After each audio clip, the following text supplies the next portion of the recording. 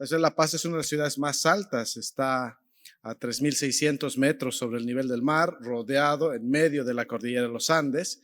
Entonces sí hay mucha gente que tiene temor a llegar allá y como los profesores dijeron, pues ahí están las montañas, los nevados, muy cerca de donde vivimos. Pues hay una serie de condiciones médicas porque es importante la presión y la altura.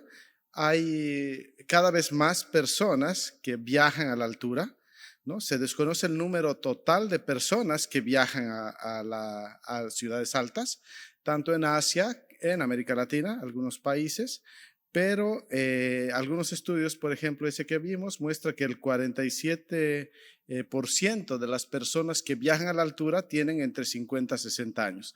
Las causas son muchas: turismo, trabajo en muchos lugares, minería. De todos los pacientes que viajan a la altura, muchos sí son mayores, 33% tenía algún problema de salud. ¿Y cuál es el problema más importante de salud de alguien que quiere ir a visitarnos a La Paz o visitar Nepal o Ecuador o Perú, ¿no? Que tiene ciudades altas? Pues hipertensión, problemas de tiroides y asma. Entonces, en las personas que piensan viajar a la altura, la presión, la hipertensión es un problema que podría estar representativa. El Instituto de Estadística boliviano, antes de la pandemia, reportó un flujo turístico a La Paz de 900,000 visitantes. O sea, hay mucha gente que va. El profesor Ibáñez presentó una gráfica donde La Paz es una de las ciudades maravilla del mundo, ¿no? Más votadas.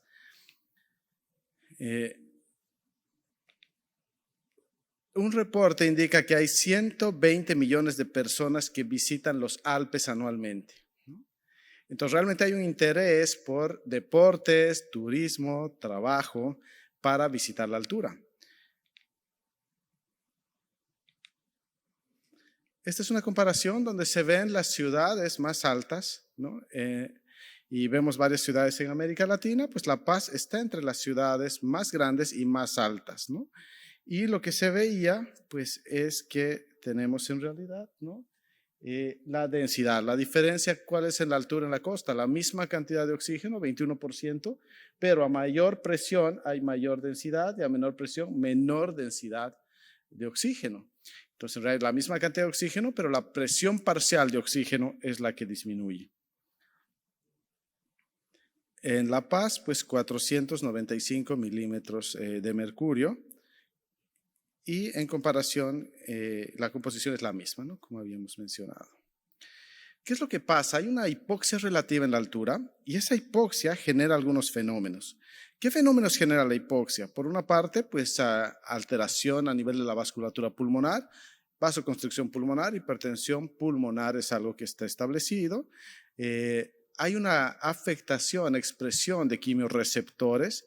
Eso incrementa la ventilación y una alcalosis respiratoria relativa, pero hay una afectación importante simpática, ¿sí? Esta afectación simpática aumenta la presión arterial, aumenta el gasto cardíaco, aumenta la contractura miocárdica. A esto se suma que si uno va a la altura y hace turismo, hace deportes o trabaja, el frío, el ejercicio y el estrés incrementan aún más la presión. Entonces, veíamos que en los visitantes de la altura, la presión es una de las preocupaciones. Si tengo presión alta, ¿puedo ir a la altura? Si mi mamá tiene presión alta, ¿puede ir a la altura? ¿Y qué es lo que pasa con la presión? Sí hay mecanismos que pueden incrementar la presión arterial, dependientes de la hipoxia, de esta menor densidad que existe. Este es el lago Titicaca, que es el lago navegable más alto del mundo. En comparación con otras ciudades, miren, pues ahí arriba está el lago Titicaca, es el más alto realmente del mundo que se pueda navegar, y el Illimani en la foto del fondo, ¿no? Sí se puede navegar, hay barcos y hay lanchas y hay nativos allá que tienen esto. La presión en el mundo, la hipertensión, tiene varios factores, ¿no? Alcoholismo, tabaquismo, obesidad, hipertensión. Pero la altura parece tener un papel adicional en esto, ¿no? Y la exposición masiva de turistas, por cualquiera de estas razones, nos obliga a ver como un problema y qué debemos hacer con esto. Millones de personas, no habíamos dicho, en Asia, América del Sur, Etiopía, Europa, pues van a la altura. En este artículo, pues que evalúa qué pasa con la gente que vive en la costa y de repente va a la altura. ¿Qué pasa con las presiones de estas personas? Pues se hizo este estudio en Nepal, el Haikar Himalaya, ¿no?, que investigó las alteraciones cardiovasculares. Tomaron 47 voluntarios y los subieron por 2 o 3 días a 3,400, un poquito más bajo que La Paz, pero considerado gran altura. Y luego los subieron al campamento base del Everest, a 5,000 metros. Entonces, personas nativas de la costa que de repente suben a 3,000 y luego a 5,000, que realmente es extremo, y permanecen 12 días a 5,000 metros en el campo base. ¿Qué pasa con la presión de ellos? ¿Qué pasó con ellos? Vemos cosas muy interesantes. Es un comparativo de qué pasó con la presión de día y de noche para empezar. Entonces, lo que se puede ver en estos pacientes es que existe un incremento de la presión nocturna. Niveles más altos de la presión. Todas esas personas eran personas sanas, ¿no?, sin hipertensión en teoría. Entonces, lo que se vio es que en la altura, predominantemente de noche, existe una elevación de la presión arterial. ¿Qué más se pudo ver?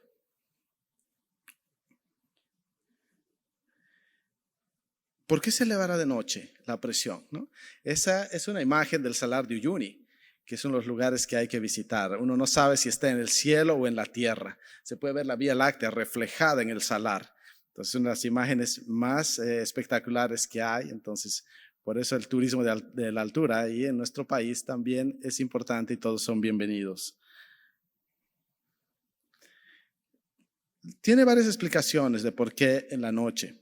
La oxigenación baja durante el sueño, hay un estímulo de quimiorreceptores, el tono simpático que permanece elevado aún durante la noche, puede haber apneas durante el sueño, la calidad de sueño, el aire inspirado seco y el estrés psicológico. Todos estos factores podrían contribuir en el estudio que vimos porque en la noche se eleva más que en el día la presión en estos pacientes.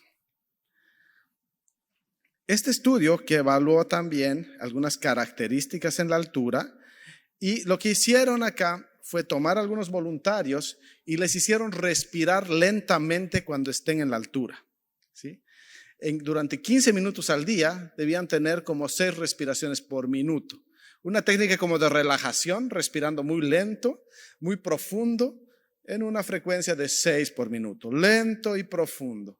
Y evaluaron qué efecto tiene eso en la hipoxia, qué efecto tiene eso en la presión arterial. Y lo que encontraron es que los pacientes, esto es a nivel de la costa, ¿no?, y los subieron. Los pacientes que respiraron, había una mejor oxigenación, una mayor cantidad de oxígeno al hacer estos ejercicios diarios de respiración. Pero lo que encontró también es que al hacer esto,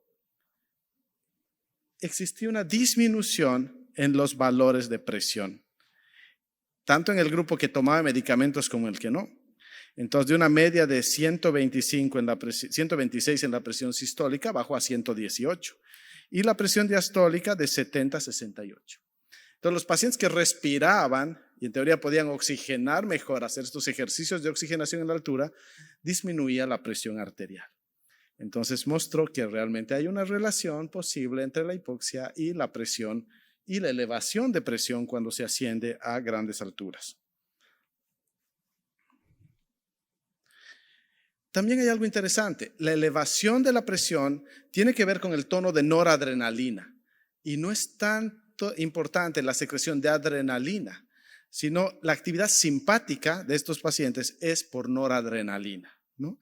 Quizás por esto no haya tanta taquicardia, ¿no?, como si fuera una actividad de adrenalina en estos pacientes, ¿no?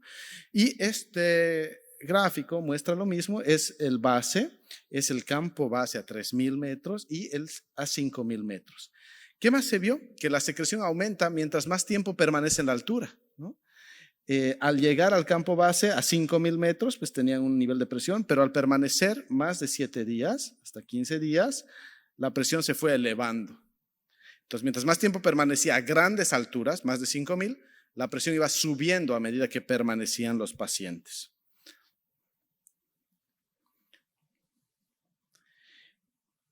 Este estudio lo que muestra en realidad es los efectos de la hipoxia en el músculo, y hicieron un experimento en ratas en realidad haciendo simulación de altitud, y lo que encontraron es que existe un aumento de las presiones medias, ¿no? Y se puede ver que hay un incremento importante en la presión en condiciones de hipoxia.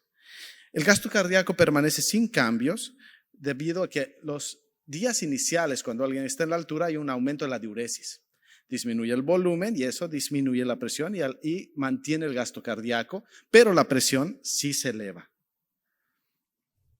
Cuando hablamos de renina en ese estudio también, lo que se vio es que el sistema renina-angiotensina en la base estaba relativamente a un nivel adecuado, mientras ascendían hasta la mayor altitud no se elevaba, sino disminuía.